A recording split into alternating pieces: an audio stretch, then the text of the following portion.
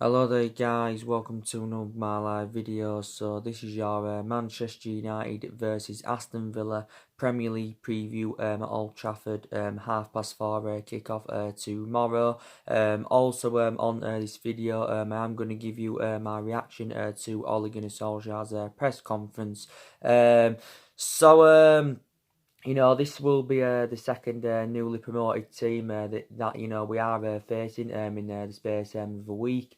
Obviously, the good news is we have got the vast majority of our first team regulars back. Because don't forget, the vast majority of the senior players were rested through the week against Kazakhstan. The only senior players that played against FC Astana was Luke Shaw, Alex Tuanzebe, Jesse Lingard, and of course Lee Grant. Because Solskjaer, did play a lot of the youngsters in Kazakhstan. He obviously named the young squad.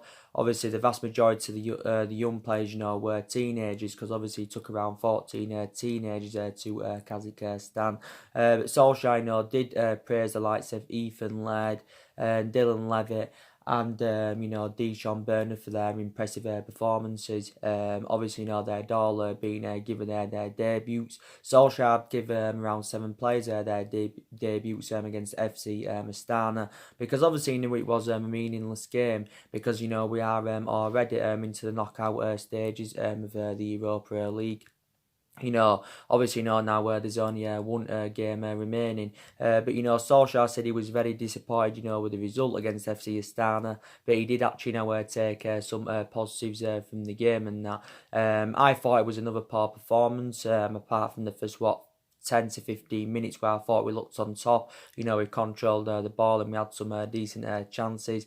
Obviously, Jesse Lingard had put us 1-0 up. It's good to see him back now, by the way. I know he's enjoyed really a difficult start to the season, but I thought he had a good 10 minutes spell, against FC Aston, and obviously Jesse Lingard had been given the captaincy in that, but he was very, very disappointing. But like I said, I think the Europa League is a priority, because I think it's our only route to Champions League football for next season. So hopefully we can somehow win the Europa League. And that, because I'm very reflecting on the league. I'm very sceptical, this season that we are going to finish in that top 4. Because we are ninth in the league at the moment, and that, and we're not in that commanding position, that we should be in. And like I did put into the equation, reflects on the size and the potential of this club. Also affecting them on the amount of money that's being invested into this football club. We should be much more commanding a position, than we're in. But I did say at the start of this season that our expectations this season will be to finish in that top 4. But like I said, I'm very, very sceptical now that we are going to get in that current top 4. So we do have to win this game against Aston Villa tomorrow on that. Obviously, Solskjaer is under intense pressure at the football club, and like I did recently mention, I think the next 3 games are going to decide, whether Solskjaer is going to be staying or leaving the football club. So I think if Ole Gunnar Solskjaer's managerial tenure is to be saved at Man United, I think we need to win at least 2 of our next 3 games. So I just wanted to take that into account. So now I'm just going to say some of the stuff, that Ole Gunnar Solskjaer had mentioned, during his press conference and that. So he has provided us with some news regarding Paul Pogba and Scott McTominay, when it's actually some good news. So he did say that Paul Pogba is stepping up his recovery. He said, let's see how soon he will be match fit and available. But, Solskjaer does know deep down how much of an imperative player that Paul Pogba is. Because he did say when he does make his return, it will be like world-class signing for Man United, because we do know the difference he does make in that midfield. But Solskjaer has assured that Paul Pogba will not be playing tomorrow. Recent reports did emerge out saying that Paul Pogba could be back for the Tottenham game next week. So that's very, very, very good news. But we know that obviously, Paul Pogba anywhere has been out over an ankle injury. He's missed the vast majority of the games this season due to this ongoing ankle injury. The last league game he did play was the 1-1 draw with Arsenal early on in the season.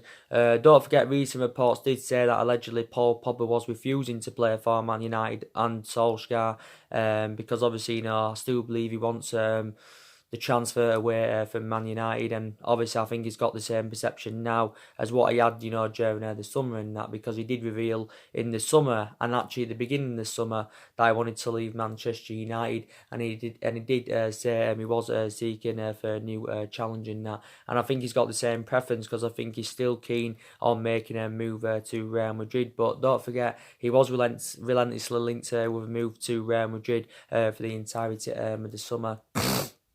But I think Paul Pogba's recently revealed anyway that he is still desperate to quit the football club and that. Obviously, there's been talks about him possibly, making a return back to Turin, because Paul Pogba, did enjoy 4 good years in Turin and that, but he hasn't really replicated what he did, at Juventus at Manchester United, and now he's into his 4th season at the club since he rejoined from Juventus back in 2016 and that. But, I've still got to say, he has been a big miss in that midfield. Paul Pogba's still got 2 years left on his contract at Man United. Obviously, now we do have an option to extend it by a further year, and he is on a substantial amount at the club. He's on around 290 grand a week. I've been reading recent reports as well, and did say that Real Madrid are reportedly preparing to offer 2 of their players plus 73 million for Pogba. But I think Paul Pogba, is going to leave the football club in January. But regardless of whether Paul Pogba stays or goes anywhere, where we still need to address that midfield. So Solskjaer confirmed that Paul Pogba will not be playing tomorrow. He's also given some good news regarding McTominay. He said, he should be back as soon as possible. McTominay has also been out over an ankle injury. Solskjaer did confirm that he has returned back home. Obviously, McTominay, obviously, a couple of weeks ago, I think it was, or the other week, he had initial scans on his ankle to find out the extent of the injury. And obviously, it did say he could be out until Christmas. This is what, recent reports did say. But, he's now recovering from injury. So Solskjaer did say, that he actually could be back for Sunday. Well, he's hopeful that, he can be back for Sunday. If not, then he should be back for the Tottenham game.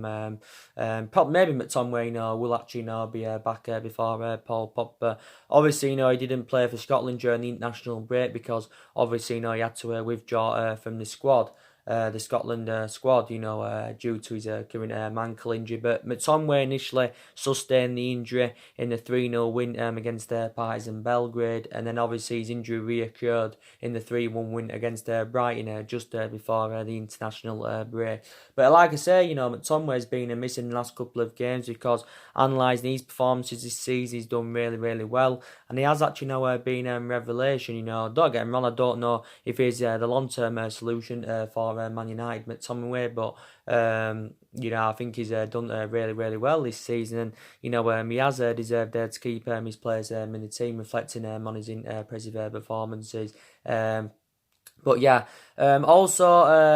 Solskjaer, spoke about Brandon Williams throughout his press conference, and obviously, he's praised Brandon Williams for the good performances he put out.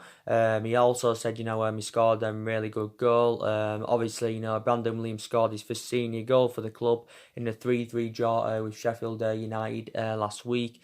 Took his goal really, really well. Solskjaer obviously took into account as well that Ethan lad, of course, like I said, who made his debut against FC Astana. He said he knows Brandon well because obviously he played with Brandon up through the years and that. But he has been very, very delighted with Brandon Williams, and obviously now Solskjaer views Brandon Williams as his first choice left back. So like I said, anyway, I think he's a much better solution than Ashley Young. He's a better solution than Luke Shaw. Despite the fact that Luke Shaw's our first choice left back, and he has been our first choice left back for quite some time. Obviously Luke Shaw got 90 minutes under his belt against FC Astana. So too did Tuan Zebe, which is obviously now very, very good. But yeah, I said, Brandon Williams, if he does keep the good performances up anywhere, he will earn more first team promotions in that. So I think, he will keep his place at left back. So I think he should be starting the game tomorrow against Aston Villa. Don't forget, he's got a long-term contract. He signed this long-term contract not too long ago, did Brandon Williams. So I have been very, very impressed with him. Solskjaer also, got asked about, what's his perceptions on Aston Villa in that, and he feels that Aston Villa have been unlucky, and he thinks Aston Villa are a pretty decent team in that. So I think Solskjaer is aware that obviously it is going to be a difficult game. By the way, we have still got players injured. Eric Bay still out injured. Fosu Mentu, Diego Dalot and Marcus Rojo, they are all injured, so none of them will be playing in the game. Bay, of course, has been out with an knee injury. Fosu Mentu's been out with a knee injury. Diego Dalot's been out with some kind of leg injury. And Marcus Rojo is out with a muscle injury that I think he sustained throughout pre-season. I think Matic, of course, is still out with a minor problem. So obviously, reflect on the amount of injuries we've had this season anyway. Solskjaer has had to make a lot of alterations in the squad. More than likely he'll go with the 4-2-3-1 formation against Villa. Maybe he may not. But Solskjaer's been mainly going with that formation on a regular basis this season, that the 4-2-3-1. Obviously, he's tried a few different elements in that. He's tried, a couple of different formations. He's gone with 3 at the back a few times. Also, he's gone with a 4-3-3 on the odd occasion. But I probably believe he'll go with a 4-2-3-1 formation. That. But like I said, Villa, they're struggling. They're sitting 15th in the league.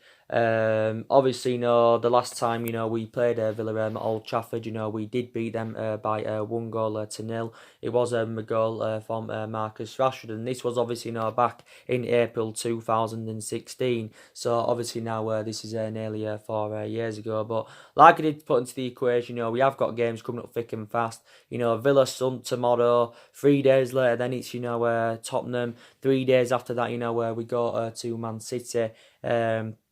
So, games are coming up thick and fast, and we do know how difficult, the Tottenham and Man City games are going to be in that. So, we do have to be on our game, definitely. But, we have to win this game against Villa if we do want to keep our hopes up for that top 4. Because like I did say anyway, our aspirations will be that top 4 in the next couple of seasons. Because, we're not good enough to win the league. We're not even good enough, to mount any kind of title challenge up. And I did confirm this at the start of the season, despite the 3 signings that, Solskjaer did recommend in during the summer. For us to be back to being a competitive elite level football club, and for us, to be a future title contenders, I think it's dependent on, if we do get the right calibre players to Manchester United next year. And definitely, our recruitment has got to improve, because that's also been very poor for several years, definitely. I'm very, very sceptical that Solskjaer, will be here by January. I can definitely assure now that, he won't be here at the end of the season. Obviously, if we do decide to sack Solskjaer and that, obviously, it's going to cost the club a substantial amount to get rid of him. We probably wouldn't have to pay as much, as we did do to get rid of Jose Mourinho on that. But we will have to pay something, obviously. Solskjaer's is in a 3-year contract with the football club. He had been given this 3-year contract when he had been given the job permanently, which was obviously in March earlier on this year. And his annual salary is $7.5 million. But for me, he isn't the right man to elevate Manchester United forward. Like I did say to you, some aspects of me credit him. I've also, got some element of concerns about him and that. And, element of concerns I've got about Solskjaer is that he hasn't, he's tactically naive. He's been tactically naive for the vast majority of this season. You can say. I think in some games we have showed we've showed a lot of tactical flexibility, but for the vast majority of this season, you've got to say we have been tactically naive. Some of his team selections have been questionable. Some of his substitutions have been questionable. So I've got a little bit of concern about that, and he just hasn't really got that managerial experience. Not really to the highest level. And I think him now as a manager is totally comparison to as he was as a player, because he did have that proven pedigree in that as a player, but he hasn't got any intuition on how to manage, especially a big football club like Man United and that. Despite the fact that he knows the culture and that in the football club, but some people believe obviously it wouldn't solve any problems. If we did get rid of Solskjaer, especially now at this present time, but it just isn't the right man for Man United, and it's like one step forward, two steps back basically, because prior to the Sheffield United, before the Sheffield United game. We seem to be in a good run of form, because before the international break, we'd won 5 of our last 6 games in all competitions and that. And we looked in really, really good form, but then we're back to square one again, and obviously we know that's not good enough. But Solskjaer is definitely under intense pressure, and I think he's aware of the pressure that he is under. He was under intense pressure anyway, before the Liverpool game. I think if we hadn't beaten, if we hadn't got out off Liverpool, and if we hadn't beaten Norwich and that, I think maybe his managerial tenure would have been ended by now. But I think in the vast majority of the games this season, we've basically been struggling to create chances. We've also been struggling to score goals, and obviously if you don't create enough chances, obviously you're going to struggle to score goals anywhere. In some games, we have created chances and we've proven to be clinical, but we haven't done this in a lot of games. But there's quite a lot of aspects of our game that do need to improve anywhere, as I think you are more aware of. And we're 13 games into the Premier League season. There's still a long way to go. There's still a lot of twists and turns to come. The games that we've lost this season, we've lost 4 in the league. We shouldn't have lost any of them. We shouldn't have lost to Palace at home. That was first time lost time in Premier League history. We shouldn't have lost at West Ham away. We shouldn't have lost at Newcastle away, and we obviously shouldn't have lost them at Bournemouth away. So we have all of them are low opposition. So take that into account and that. But there's some things like I said, that do credit Solskjaer. One of the things I credit Solskjaer for, that he has got a lot of trustworthy in his young upcoming players and that, and obviously, the young players have been given their chances this season, and Solskjaer did assure that the young players, would be given their chances this season, which is obviously, very, very good anyway. But initially, when he first got recommended in, he did confirm Solskjaer anyway, that everyone will get the chance. Like I said to you, I can assure that Mason Greenwood, Brandon Williams and Tuan Zebe, perhaps maybe even James Garner will all become successions at the football club. Mason Greenwood, of course, scored his first Premier League goal last week against Sheffield United. He scored 4 senior goals for the football club this season. And Mason Greenwood, I think eventually, will overcome Marcus Rashford, definitely. His comparison to him at the moment, but I think as Mason Greenwood develops more, I think he'll overcome Rashford, and I think he'll eventually, become a better goal scorer than Rashford. But yeah, he's done really, really well in that. And I think, there's question marks around Solskjaer. Why has he not yet started him from the start in the Premier League? I think this season he's replicating, what he did last season with the reserves, Mason Greenwood and that. And I think the games Tuan Zebe has played in this season, he's been absolutely fantastic. And that. So we have got a lot of young players in the squad that are developing and trying to improve. Solskjaer did reveal not too long ago that he does want to continue, recruiting young players in, despite the fact that we've got a lot of young players coming through. Also, we did get, 3 youngish players, during the summer and that. Well, Daniel James is young and Wan-Bissaka's young, but obviously Harry Maguire is obviously more experienced. Harry Maguire's like, in his mid-20s. But I don't think Solskjaer anywhere, will be here by January. I've got so obviously, some element of concerns, about some, young upcoming players. So this is why I did say, it would be beneficial, if we could get rid of some of them next year. So if we could do this, then I think it would be a good piece of business from the football club. I've been reading recent reports, by the way, about Chong. Chong obviously, came on in the game against Astana. He actually, missed a City, did Chong. Reportedly Solskjaer insists that Man United want Chong to stay. Chong's current contract does expire next summer. It said reportedly a couple of weeks ago, I think it was, he did allegedly, inform Man United, did Chong, that he's leaving the football club at the end of the season, and he said reportedly the Juventus were the club that were interested in getting him on a free transfer, because it's Chong.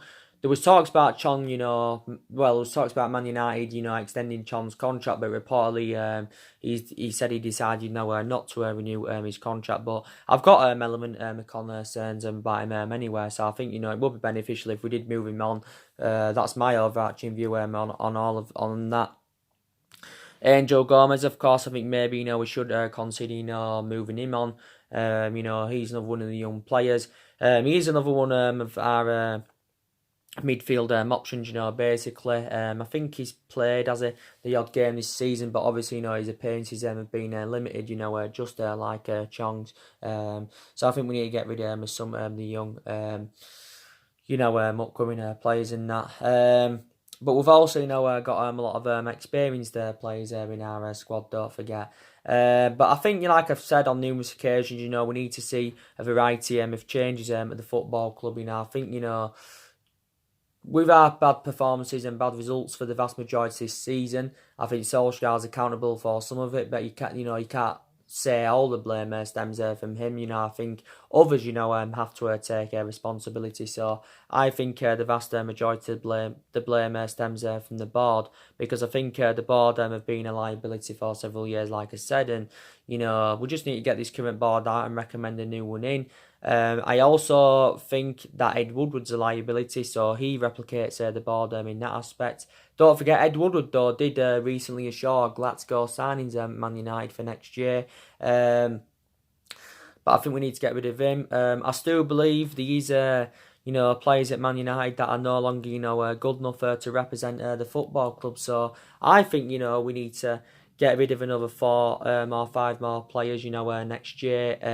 But a lot of players have left since Solskjaer's arrival, and obviously, Italy was a very popular destination for the vast majority of our players during the summer, because the vast majority of our players that left, obviously, did go to Italy in that. So, like I've said to you, I think the players that do need to be moved on is Ashley Young. I think he definitely needs to be moved on, because analysing it, he's past his sell by date at the football club. Young is now obviously 34. He's 35 years of age next year. Young is now into his 9th season as a Manchester United player, so he's enjoyed 8 years at the football club, and he's still been playing on a regular basis this season. There is question marks regarding Solskjaer on that. Maybe something to do with the injuries, of course, that we've had.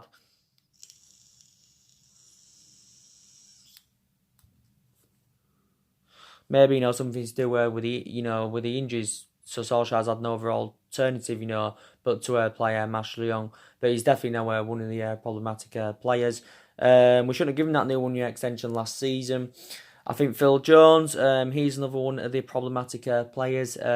He's been here more or less the same amount of time as Ashley Young, because Jones is now into his 9th season at the club.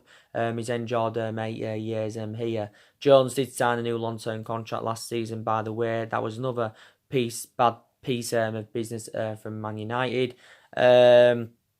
Obviously, Jones' appearances are limited now anyway, because obviously Ole Gunnar Solskjaer's first choice centre-backs are Victor Lindelof and Harry Maguire. Rojo, like I said, he's out with injury at the moment. Solskjaer did reveal about 2 or 3 weeks ago, I think, that he is preventing Rojo from leaving the football club in January. I'm actually well, in some of the games he's played, he's been a revelation. I'm actually surprised that Rojo didn't leave the club during the summer because he was subjected to transfer speculation. Quite a few teams were in for him. Also, Everton had inquired about getting him, but obviously didn't. We could cash in for Rojo if we do get rid of him next year, though. He has got just under 2 years left on his contract with Man United. He's the age of 29. He's Marcus Rojo. I think he's like the age of 29, so he's in his late 20s. I think his versatility is very, very good. He's predominantly a centre back. He can also, play as a fullback and a wing back and that. But like Solskjaer said in the press conference initially, that we've got a variety of fullbacks, anyway, that can, that can compete and stuff like that. But I think, we need to definitely, move Marcus Rojo on. Definitely Matic, he's one of the problematic players. Despite the fact, that we haven't addressed our midfield yet, I still think we need to get rid of Nemanja Matic. I've got so many element of concerns about him. He's too slow. He makes that midfielder look totally imbalanced, and he's no longer first choice. And it's comparison to last season, because last season he was actually first choice, but he's literally lost his place in the team, due to his inconsistency. He is now 31 years of age, so he isn't getting any younger anywhere. And I will agree, Man United definitely overpaid for him. We paid 35 million up front for him. With 5 million in add-ons, which did potentially rise it to 40 million pounds. So we definitely know overpaid for him. But at the time, we did get him under the Jose Mourinho era. He wasn't our first choice signing anyway. It was like our third choice signing. But yeah, we've definitely got to get rid of him. But yeah, there's definitely more players that do need to leave Man United. Bayes obviously got an injury. And I think, Eric Bayes is very injury prone. Don't get me wrong. When he's fully fit, he's got great potential. He, holds his line and that. And we have seen glimpses of how good he can be. He has been here since 2016 as Eric Bailly. We paid around, £30 million in from Villarreal. But, he's struggling with his...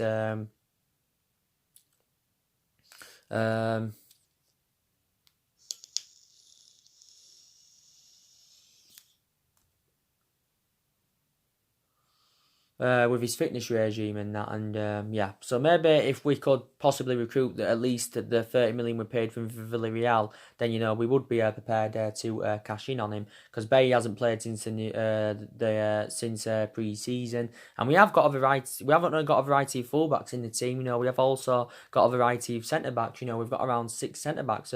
No, 5 is it? Or is it 5 or 6? It's one of them in our team. Despite the fact that Chris Smalling, went out on loan to Roma. Obviously now in this summer and that. But there's definitely still players at Manchester United that are no longer good enough to represent the football club. Definitely. You could say, we should have got a director of footballing as well during the summer. I did pinpoint out that's one of the structural changes that we do need to see at the football club. He's getting a director of footballing because, like I said, there was quite a few former Man United players linked to that director's role during the summer.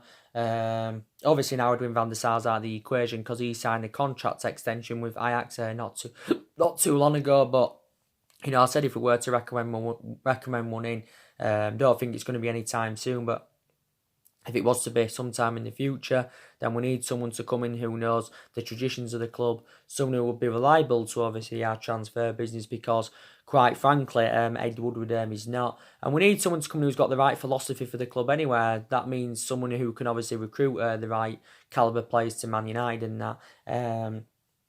But yeah, definitely our recruitment has got to improve next year. And I think we need... A massive rebuild is needed at the club. I think we need at least 5 to 6 more signings, maybe even more than that. But next year, we've got to address all the deficiencies in the squad. Like I said, the 2 main priority areas is that midfield and that attacking line. So I think we need 2 midfielders. I think we need an attacking midfielder. We also need a defensive midfielder. We definitely need to recruit a replacement for Ander Herrera, and we also need to we need to recruit a replacement for Romelu Lukaku, because I think since Lukaku and Sanchez's departures, we've looked very exposed in that attacking line. I think we've looked better recently in that attacking line because, like I said, recently we've seen to score more goals and we've seen to create more chances. Rashford rejuvenated himself. He's done well in his last 7 or 8 games or so. You've got Martial since he came back from injury. He's added, more inspiration in that attacking third end of the pitch and that. And I've also got a lot of faith in Anthony Martial. Martial does help the likes of Daniel James and Marcus Rashford anyway, but for me, we've still got to add more experience in that attacking line. But reports emerged out not too long ago saying that Solsjaker is going to be given around £100 million to spend in January. That's if he's still at Man United. And he did say he could consider only making loan signings in January. Rather than getting permanent deals. I think he said reportedly he's going to get £100 million spent in January. He's going to get another £100 million spent next summer. So that's £200 million in total. But Solskjaer won't be here by then anyway. But either way, is £200 million enough to address the deficiencies in the squad? Is it enough, for us to get the right number of players in? I think it's dependent on, how we are with our recruitment. Are we going to be sensible with it? Are we going to overpay for players? Like we have done in recent years. But we will see. But obviously, with us not being in Champions League football, it's going to be harder to attract players to the elite level. And we've obviously enjoyed our worst start to a Premier League season for over 30 years. So, like I said, the last time we enjoyed as bad a start to a season as this, I think was back under the Ron Atkinson era. That was obviously before the Alex Ferguson era. But things, have just got to improve at the football club and that. But yeah, we've got a lot of players on our agenda anyway, who we could go in for next year. Obviously, Erling Haaland, he's one of our main priority targets. I think recent reports have emerged out saying, that we are the favourites to get him.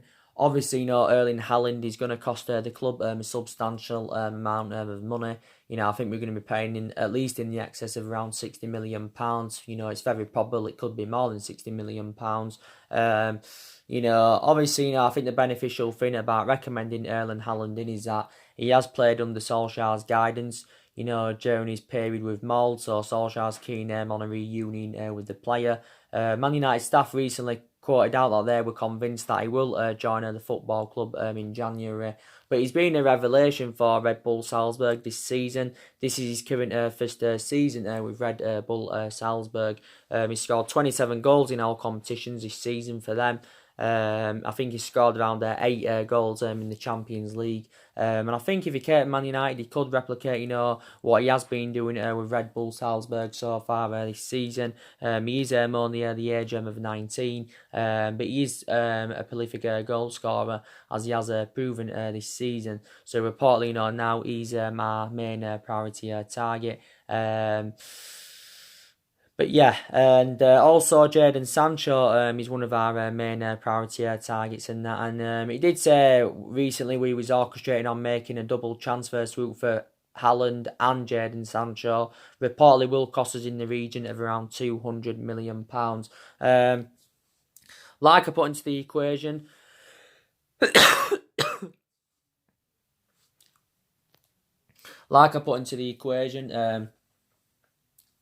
I think, Jadon Sancho would be the right calibre player for Man United.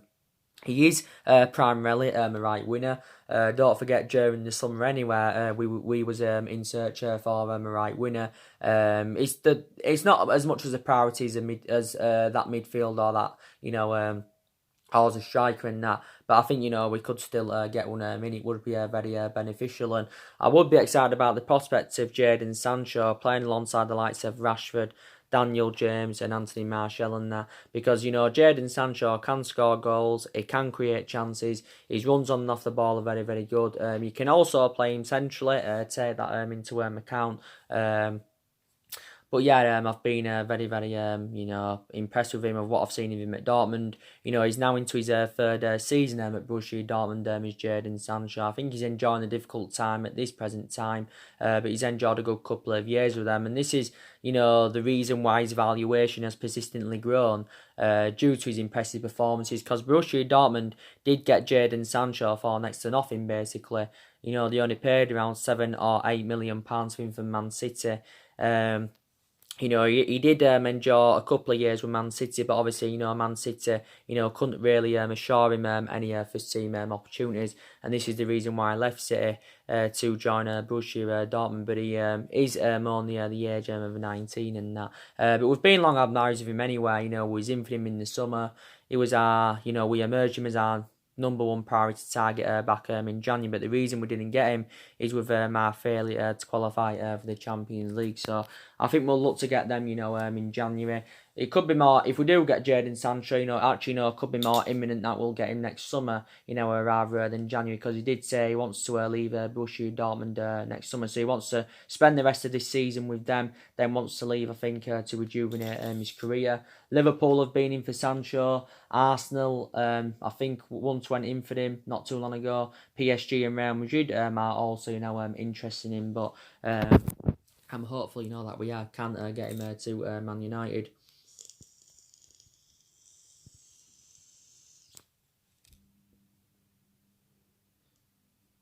I'm hopeful that, we can get him to Man United and that. But, there's so many players on our agenda and that. But, like you all know, the vast majority of this squad isn't Ole Gunnar Solskjaer's anyway. There's only 3 players there that are his. The vast majority of these players are Jose Mourinho's, because Jose Mourinho, did recommend 11 players into the football club.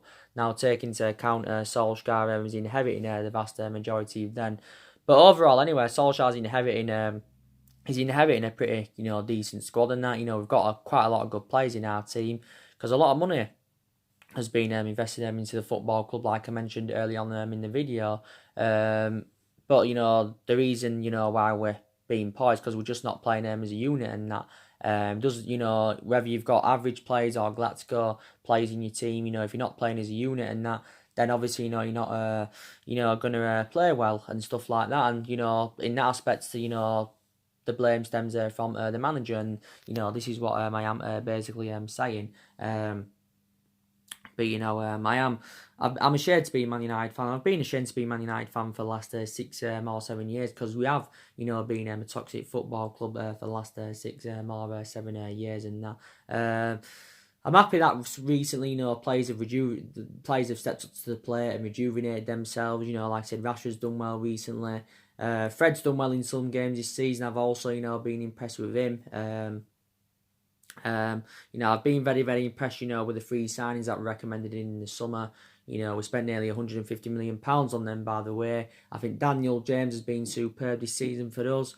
I think he's been a revelation, with how he's performed, with how quick he's settled in. I'm actually surprised the amount of games he's played. When we signed him in the summer, obviously, I did expect him to play games Daniel James, but obviously not as many games to the extent as he has done. But I'd still say he's a prospect and he needs time to develop. Wan-Bissaka, I've more or less been impressed with him. Some people believe he's been our most consistent signing. Harry Maguire, I think he's done well. I know we overpaid for him again. He's obviously the most expensive defender in the world and that. Will he become permanent captain of Man United? Harry Maguire, there was talks about not too long ago, but I think he shows great leadership anywhere. We seem to still have problems defensively though, even though we got Harry Maguire in, because, we still seem to be conceding goals, definitely. But yeah, like I said, we have got some good players in our team. But, my overarching view on it, it's just that Solskjaer's philosophy, isn't right for the football club. And he did initially say he was following Ferguson's philosophy and that, Mike Phelan came out not too long ago and he believed that Solskjaer was following Sir Matt Busby's philosophy. I just don't think his philosophy is right of this football club. I don't even think he's got a philosophy because he lacks ideas and that, and I just think he's all over the place. He's Solskjaer and that, and don't get me wrong, I hate criticising Solskjaer, but when I've got to criticise him, I've got to criticise him, even though he is the club legend and that, and I want his managerial tenure, to work out. On his managerial tenure, at Man United to work out and that, but it's just not going to happen. So we've got to be honest. He hasn't got that winning mentality. He hasn't got that fear factor. None of that's been there anywhere since the Alex Ferguson era. So take that into account. So I think basically, we need to change of management as well. So like I said, we need to get rid of the bar, get rid of some more players, get rid of Ed Woodward. But I think, we also need a change of management and that. And, obviously now Mauricio Pochettino is linked with a Man United job. Overall, we've been long admirers of Mauricio Pochettino anywhere. Because reflecting back, before we recommended Ole Gunnar Solskjaer into the football club, Mauricio Pochettino was our primary candidate. This was after the sacking of Jose Mourinho in December of last year. He was our primary candidate, was Mauricio Pochettino on that. But we didn't get him because obviously at that time he was reluctant to leave Tottenham. Obviously, would have had to pay around 32 million in compensation at that point to recommend him in. But obviously our preference was Solskjaer. But I did give you a couple of reasons why, went with Solskjaer over Pochettino, because obviously Solskjaer was a cheaper solution. Plus, he knows the culture and that of the football club. But, they are comparison anywhere, Pochettino and Solskjaer and that. I think Pochettino definitely would do a better job than Solskjaer. He's more experienced there than Solskjaer. But I think now we need to get him in, and I think a lot of Man United fans believe that Mauricio Pochettino would be the right candidate for the club. Obviously now we wouldn't have to pay anything to recommend him in, so also that would be beneficial. Gary Neville recently insisted that he could be the right man to elevate Manchester United forward, and I think he's also good at developing a lot of young players. Pochettino isn't only linked though with the Man United job. There's also been talks about him going to Arsenal. He's also held negotiations with Bayern Munich. I think recently Barcelona and the race for him, but I think he won't be managerless for long anywhere. But I thought Mauricio Pochettino enjoyed 5 good years with Tottenham. The only element of concern really I've got about him is that he hasn't won out in terms of Masuwa, but I think prior to that he's a really, really good manager. He's been managing now for just over 10 years. He has managed three football clubs so far. Before he was at Tottenham, he had a short tenure with Southampton where I thought he did well. Before that, he was Espanyol, was Pochettino. But I think, Man United do definitely need to get him in, to replace Solskjaer. And I read the Express not too long ago. It says, we could sack Solskjaer and appoint Mauricio Pochettino in after the 7th of December and that. But I understand, from our perspective, where we're coming from, because, Man United obviously don't want to keep sacking managers. We haven't really got the structure to keep sacking managers, because we've already sacked 3 managers. We've already sacked 3 managers since the Alex Ferguson era and that. And, Solskjaer is our 4th permanent manager, since... Solskjaer's our 4th permanent manager since the Alex Ferguson era and that. But he just isn't exceeding expectations at Man United. I just believe that the expectations are too high for him, basically. I haven't seen any improvements under Solskjaer anywhere than what I saw under, Jose Mourinho, Louis van Gaal and David Moyes and that. In total, Solskjaer's been at the club now a year nearly. He's obviously been permanent manager for around 8 months and some, yeah.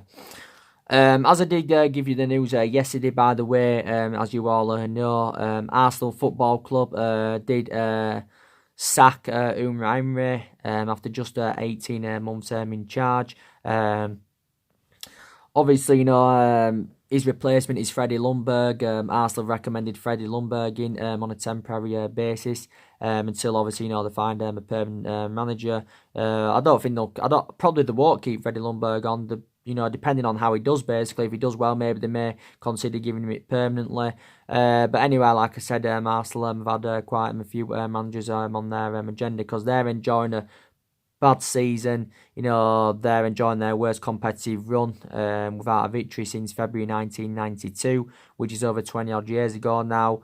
They haven't won in 7 games, so it's no wonder that Unai Emery got the sack and that. Arsenal came out with a public statement to, come out with a couple of reasons why they ended his tenure at Arsenal due to the performances and results, not the level as required and that basically. So yeah, they have got rid of him in that. So Ljungberg is there now on a temporary basis. So that's another manager sacked. It was only the other week that Mauricio Pochettino had been sacked by Tottenham. Yeah. So anyway, guys, that's your Manchester United Villa preview, and also it's my reaction to Solskjaer's press conference building up to the game and that. I will be back on with some more videos very, very soon. So take care, God bless, guys, and I'll see you all again very, very soon.